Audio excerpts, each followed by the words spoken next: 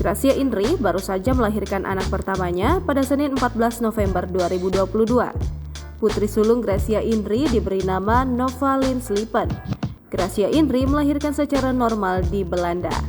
Waktu subuh, Gracia Indri mulai merasakan air ketubannya pecah. Suami Gracia Indri, Jeffrey Slepen pun langsung menghubungi bidan. Lantaran saat ini belum ada kontraksi, bidan pun menyarankan Gracia Indri untuk beristirahat di rumah terlebih dahulu. Saat tidur, tiba-tiba Gracia Indri merasakan seolah ada setruman di badannya. Sebagai suami siaga, lewat sebuah aplikasi, Jeffrey Slepen pun mengecek apakah yang dirasakan Gracia Indri benar atau hanya sekadar kontraksi palsu. Sang bidan pun datang ke rumah Gracia Indri untuk memeriksanya. Lalu Gracia Indri memutuskan untuk pergi ke rumah sakit.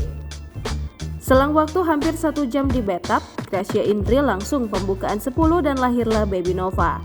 Berhasil melahirkan baby Nova dengan selamat, ternyata Gracia Indri alami komplikasi hingga kehilangan banyak darah.